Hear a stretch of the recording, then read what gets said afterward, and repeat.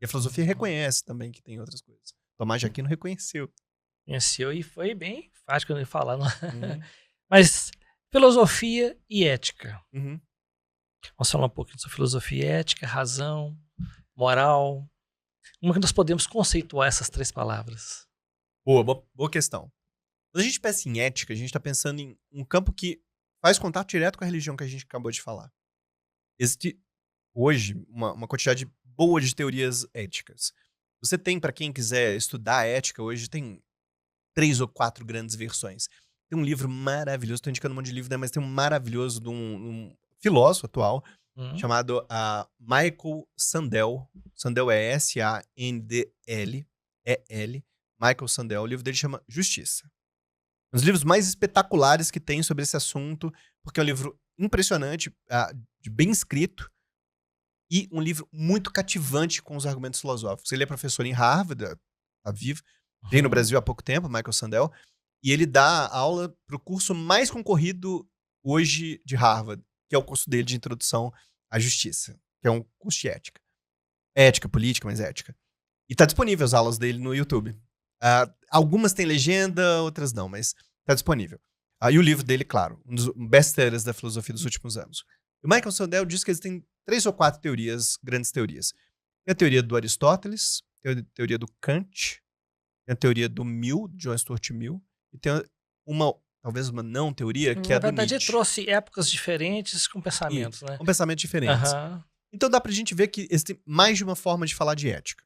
Sim, Supondo que existe mais de uma forma de falar de ética, mas aqui, pra gente juntar as coisas e tentar organizar as coisas. sim. Tem 2 formas de fazer uma definição um pouco de ética e a diferença dela de moral. Ética seria a busca de princípios que seriam princípios universais. E não valem dependendo da cultura. Moral são valores de culturas específicas. Eu estava escutando recentemente um podcast, inclusive da BBC, e nesse podcast, é um podcast muito bom, chamado BBC Lê. Eles pegam as grandes reportagens da BBC e traduzem e leem essas reportagens, está disponível, é um podcast muito bom. E lá no BBC Lê eu estava ouvindo um podcast sobre uma pesquisa que foi feita pela BBC na região ali do Sudeste Asiático, onde algumas culturas é permitido o casamento entre homens e crianças. Falando de meninas de 11 anos, 12 anos. E aí há o casamento dos dois. E aí, caso gravíssimo, super problemático, de crianças com 11, 12 anos dando à luz a outras crianças. Isso já acontecia em outras culturas, Outras né? culturas, Sim. isso. Isso é parte da cultura deles. Então, a gente pode dizer que isso é parte da moral daquele conjunto. Inclusive, é um problema danado restringir isso lá. Mudar, né? Mudar, é um problema danado. Eles estão tentando Uhum. de todo jeito impedir que isso aconteça, porque, bom, primeiro que do ponto de vista fisiológico é um problema danado, depois do ponto de vista da estrutura emocional daquela criança é destruidor. Então tem toda uma questão complicadíssima. Mas é a moral daquele povo. A moral, ela é variada. Cada cultura tem a sua própria moralidade. Nós, brasileiros, nós aceitamos certas coisas, mas japoneses discordam do que a gente aceita, às vezes. Sim. Os japoneses fazem algumas coisas que a gente não faz. Aquele grupo de pessoas faz outra coisa que a gente não faz. Não sei se você se lembra disso, mas quando teve a Copa do Mundo aqui em Minas Gerais, os japoneses, quando vieram assistir o jogo do Japão, eles limparam o estádio. Já passou do estádio Ah, depois do jogo de eu Cruzeiro e vou Atlético. até aproveitar, quando eu fiz a visita no Japão, Ah, eu e uma turminha de ah, mais que legal. três, né? Aham.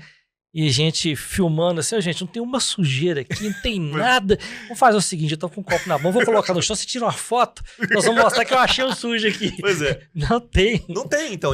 Agora, nós brasileiros, você vai andar aqui na rua, bom, você vai tropeçar. Então, a cultura deles é diferente. A gente tem moralidades diferentes. Cada cultura tem a sua própria estrutura moral. Ética é diferente. Cada cultura tem a sua estrutura moral. Coisas que aceita e coisas que discorda. Valores que são praticados e valores que devem ser alterados. Isso Uhum. a moralidade é parte da gente. A ética é a pergunta diferente. A ética é a pergunta assim, olha, o que é melhor? O que é mais virtuoso? Jogar lixo no chão ou não jogar? O que é certo? E aí nós vamos ter princípios diferentes para explicar isso. Mas o que é certo? Proibir o casamento entre crianças e adultos ou permitir? Ah, mas é a cultura deles. será que eu posso dizer que eles estão errados? A ética, a gente vai tentar olhar para o mundo e dizer, talvez estejam. Tá errado. Mas eles aceitam lá, não, tá errado. Ah, não, mas é parte da estrutura cultural. Não tem problema.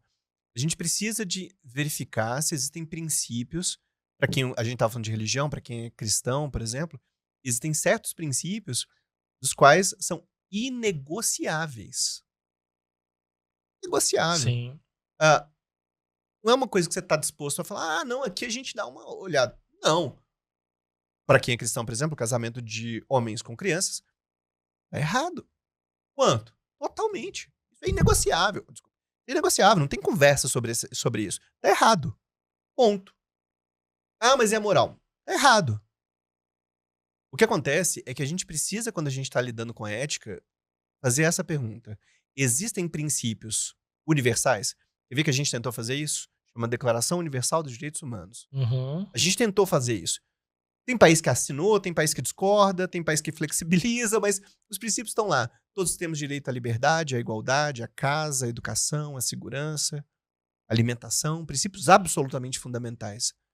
Ah, mas o sujeito é um bandido horroroso. Ele Ó, tem os direitos direito... humanos dá um outro podcast. Fácil, hein? Não, o sujeito é um cara crápula. Tem direito à comida? Tem. Ele é horrível, a pessoa pior. Pode ser torturado? Não, não pode. Nesse sentido, o que a gente tá falando quando a gente tá falando de ética, nós estamos falando de princípios universais, que a gente deve buscá-lo e, às vezes, olhar para aquela situação e dizer, olha, como a gente aconteceu com a gente? Numa certa altura, o Brasil foi uma cultura escravocrata. Era parte da moralidade daquelas pessoas. A gente, em um certo momento, tem que olhar para os nossos valores com a perspectiva da ética e dizer, não, tá errado isso. Não, mas todo mundo aceita. Problema de todo mundo, eles estão errados. Não pode fazer. É claro que fazer isso é difícil, né? O Aristóteles, que tem uma expressão que eu gosto muito, que ele vai dizer que isso é fazer a ciência do costume. Como ele dizia, a ciência do ethos, costume, né? Uhum. A gente vai tentar fazer uma ciência e entender o que pode e o que não pode. Agora, eu falei que tem 3 teorias diferentes, pelo menos. Você tem a do Nietzsche, um pouco fora. Cada teoria diz que uma coisa é certa e outra diz que uma coisa não é certa. Então, depende da teoria que você tá. Nós, brasileiros, por exemplo, nós estamos profundamente baseados, quando vai se escrever o Código Penal, por exemplo, o Código Civil, quando a gente vai fazer toda a estrutura legal, a gente vai basear em princípios que são nossos. Quais são os princípios éticos que são nossos? Você falou muito bem. Nossa tradição cristã, mas nossa tradição jurídica também, baseada na estrutura filosófica. Inclusive, quem faz direito faz filosofia do direito, vai estudar Hegel, Kant, os grandes filósofos do direito, que vai tentar estudar os fundamentos disso, para aí sim construir as leis. Então, num certo sentido, as leis, elas Está sempre ainda em evolução, né? Não, porque parte da moral, as leis são Sim. parte da moral. Por isso que o tempo inteiro alguém que está no direito tem que se perguntar, será que essas leis são certas? Será que esse é o caminho legal mesmo? E quando ele faz esse caminho, ele fez ética. Quando você para de perguntar quantos anos esse sujeito tem que ficar preso, um juiz faz isso. Quantos anos e aí você começa a perguntar, isso que ele fez é um crime? Quão sério é o que ele fez? Aí você tá fazendo ética. E junto com os outros, soma esse aqui e vai jogando. Isso. Aí, somatória. você faz lá a dosimetria da pena, né? É. E aí você vai tentando localizar. Ó, tem tantos anos aqui, tantos anos aqui. Tem os agravantes aqui, tem os atenuantes aqui, que dá pra diminuir, esse que sobe e vai. 10 anos de cadeia, tá. Mas aí a gente pode se perguntar, será que isso é um crime? Vou te dar um exemplo aqui. O assassinato da Leila Diniz completou agora, não sei, acho que 40 anos. Tem um filme que eu não vi o filme, inclusive, mas tem um filme. E o marido dela matou a Leila Diniz com uma justificativa. Legítima defesa da honra. Nesse caso, e aí o que aconteceu? Esse é um crime muito famoso, inclusive no Brasil, um problema danado. E aí, claro, ele foi julgado, estava defendendo a honra dele e tudo mais. A gente olha pra trás e diz, não, tá errado isso, como assim? Pois é, mas é aquela situação de questão temporal. Claro. Há 40 anos, matava-se por questões de honra, assim. Sim. E era absolvido, né? É claro que a evolução da nossa lei, das normas jurídicas, cara vai ser julgado agora. É claro que ele vai ser condenado. Sim. Se tivesse sido julgado lá atrás, a questão de honra era muito, muito forte ainda, né? A questão cultural, moral, né? E a mulher traiu o marido ou vice-versa, ela foi lá e matou. É honra. Tá absolvido. Mas faz comigo agora, vamos fazer ética. Tava certo lá atrás? Nós estamos numa época que, se eu for pensar, eu vou falar que não. Não, do ponto de vista universal. Matar uma outra pessoa. Tá certo ou Por errado? uma questão de honra. É. Tá errado, mas se você pensar, a honra mata a pessoa? Sim. Mas você quando a gente tá fazendo ética, a gente tá pensando universalmente. Eu posso matar você apenas moralmente? Pode, claro. Inclusive acontece esses julgamentos hoje na internet com uma frequência danada. Mas, do ponto de vista ético, a nossa pergunta ética tem que ser sobre... Tirar uma vida. Ou... Talvez seja a melhor colocação, né? Trocar uma questão de honra por uma questão de vida. Tá na mesma... É razoável? Tem a mesma proporção? Não tem. Perfeito. Eu acho que seria a melhor forma de observar. Esse é um princípio muito bacana que você levantou, que é um princípio fundamental da ética atual, que é a ética do chamado utilitarismo, que é uma teoria do qual eu acredito que é muito interessante, defendido por um autor chamado John Stuart Mill, que ele diz que o ideal é quando a gente está falando de justiça, a gente tem que reparar o dano. Reparar o dano. Então, uma pessoa foi traída por outra. Como é que você repara o dano? Corta o vínculo de relacionamento. Repara o dano. Pronto. O dano tá reparado. Ah, mas e moralmente? Bom, isso aí é outra coisa. Aí sobra a questão moral. Né? Aí a gente conversa lá depois. Aí a questão moral, a gente vai... Nesse caso, é a questão moral, psiquiátrica, aí é uma questão plural. Mas... Quem paga esse dano psiquiátrico? Não, esse dano psiquiátrico, esse não paga. Agora, do ponto de vista legal, traiu, corta o vínculo. Matou uma pessoa. Como é que eu cobro? Aí o John Stuart Mill fala da reparação do dano. Você matou o meu pai. Eu vou lá e mato o seu. Justiça, não. Vingança. Justiça é reparar o dano. O sujeito matou o outro. Tá. Então o que eu faço com ele? Retiro ele da sociedade, esse sujeito que matou, encarcero e o dano foi reparado. Mas não foi, meu pai não tá vivo. Mas o dano social foi reparado. O que significa o dano social? Do ponto de vista social, quando ele tirou a vida de uma pessoa, ele está, naquele momento, infringindo o direito de todos os cidadãos. E por isso nós vamos tirar ele do convívio social e encarcerá-lo. Esse é o motivo, do ponto de vista, claro, filosófico, ou ético. Mas ele ficou preso. Pagou a dívida dele. Social. Reintegra a sociedade. Reintegra a sociedade. No caso do John Stuart Mill, que era um filósofo do século XIX, ele não tem a ideia de pena de morte, nem nada do tipo. Mas, dependendo do filósofo, você tem a ideia de que esse pagamento tem que ser mais forte. Você tem autores, por exemplo, em filosofia, que às vezes a maneira pela qual a gente encarcera as pessoas é que a gente vai encarcerar as pessoas pela característica social delas. É um filósofo muito importante do século XX, chamado Michel Foucault. E Michel Foucault vai achar que as cadeias são maneiras de impor socialmente padrões de punição. E que esse modelo de punição está muito baseado numa tradição de excluir minorias. Vai variar um bocado da teoria que a gente vai escolher, tá? Então, eu costumo dizer o seguinte, que as teorias estão disponíveis, o que é ética aqui, o que é política aqui, a gente vai escolher aqui a colar, quais são as que a gente escolhe, que a gente prefere. E uma vez que a gente escolhe essas teorias, a gente vai ser capaz de interpretar melhor ou não. Mas a pergunta fundamental ética precisa aparecer, que é: qual é o fundamento do que aconteceu? Então a gente vai dizer que um crime de honra, por exemplo, embora seja prática daquela cultura lá atrás, era uma prática equivocada.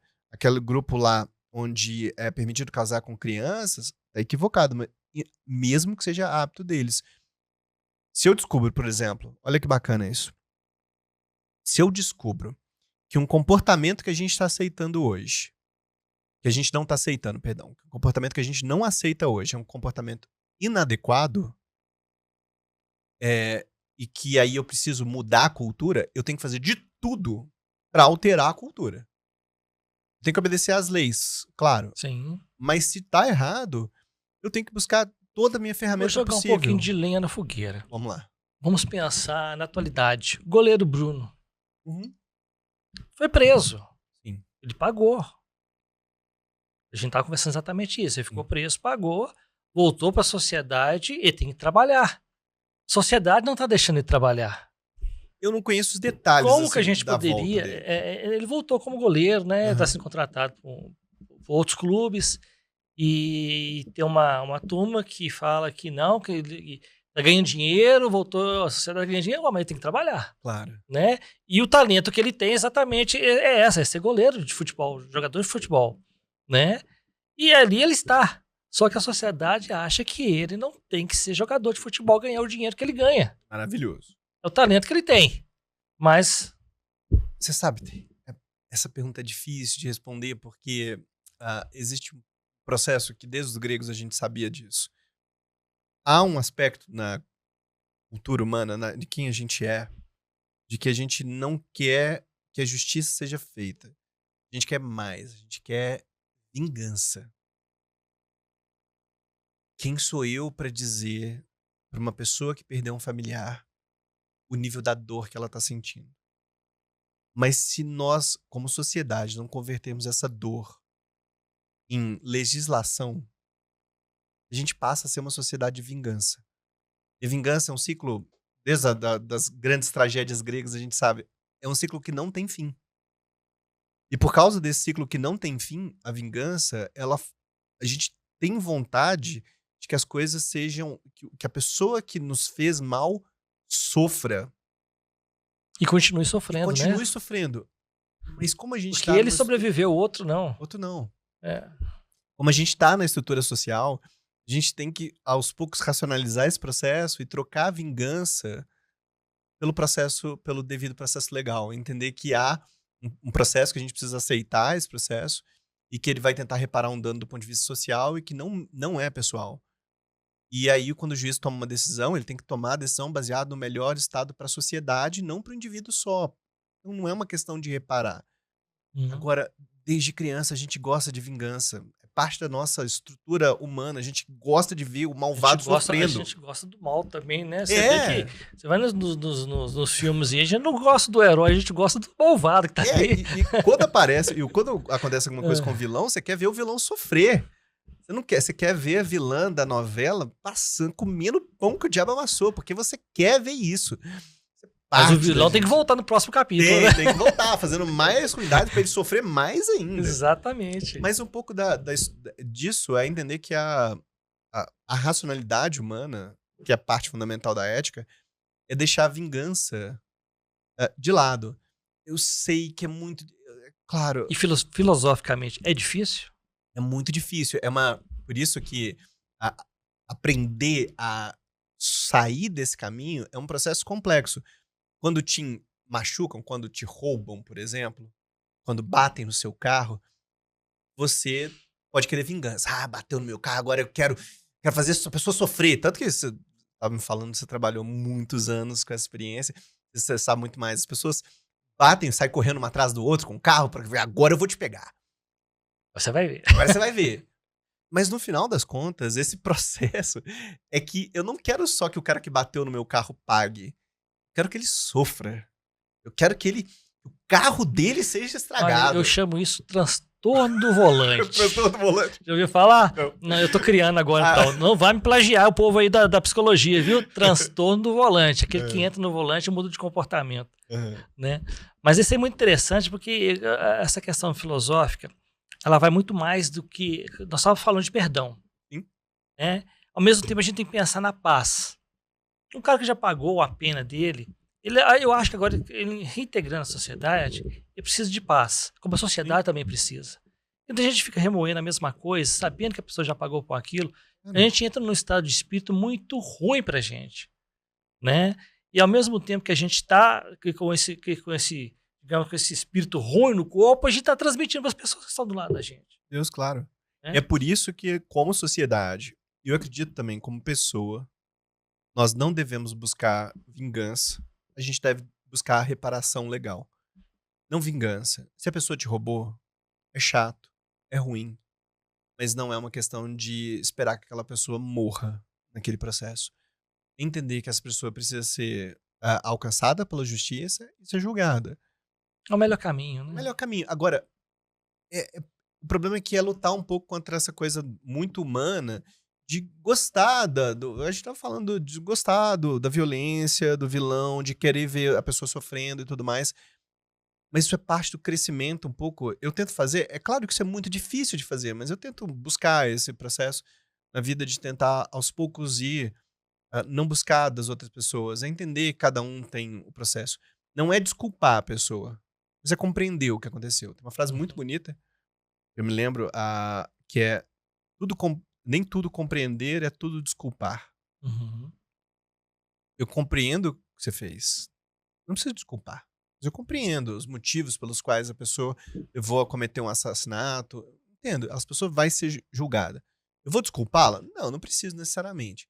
Mas eu compreendo o que aconteceu. E do ponto de vista legal, eu tenho que abandonar, que é difícil como sociedade, é abandonar isso.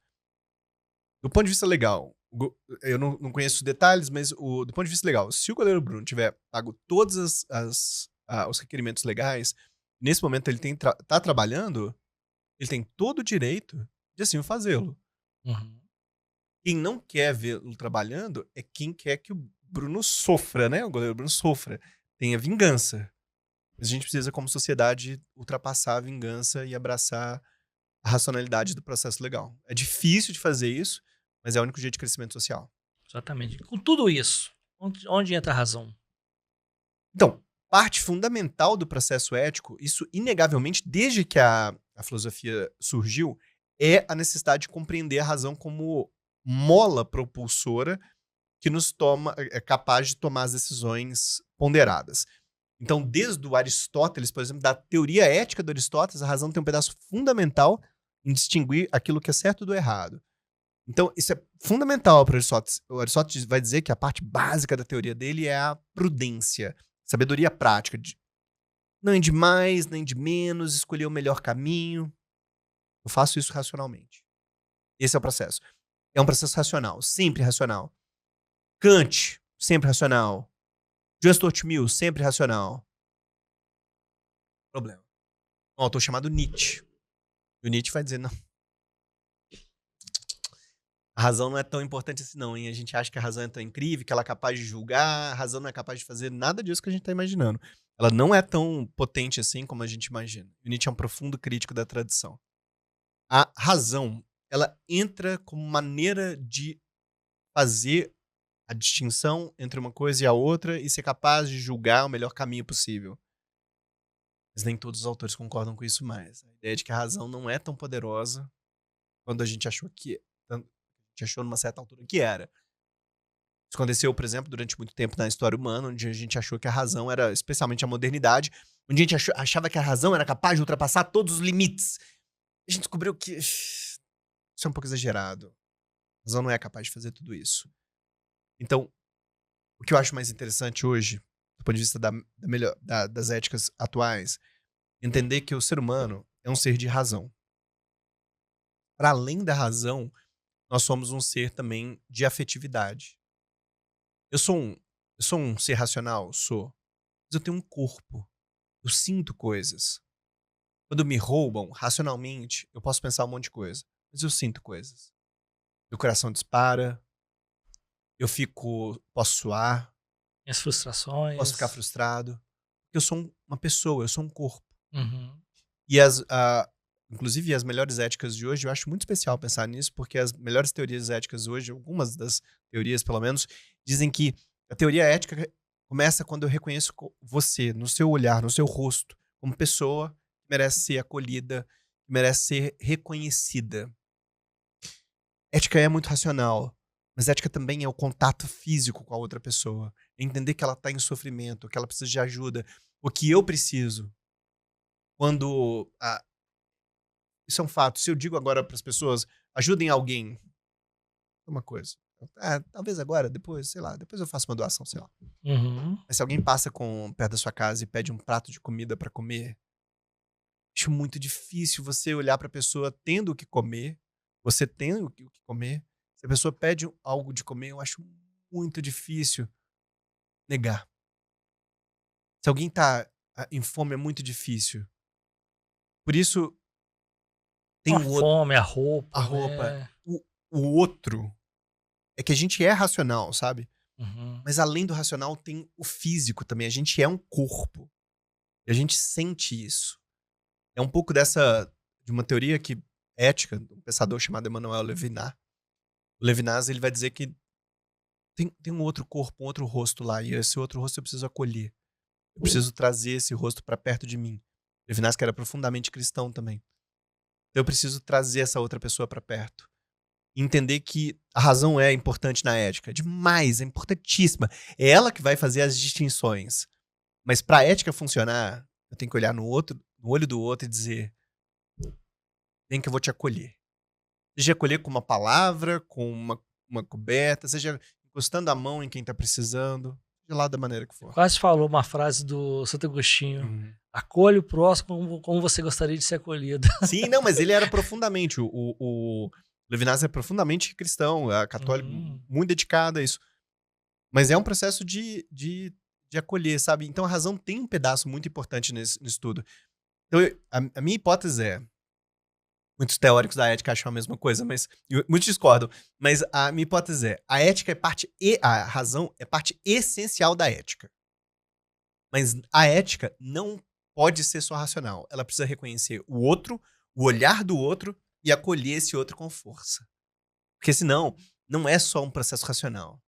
Porque se for um processo racional, a gente fala, tem que doar 10 reais. Puxa, doei 10 reais. Mas não é assim que a gente vai resolver o problema do Não vai do resolver, indivíduo. né? Pode resolver ali naquele momento, mas e depois? Sim.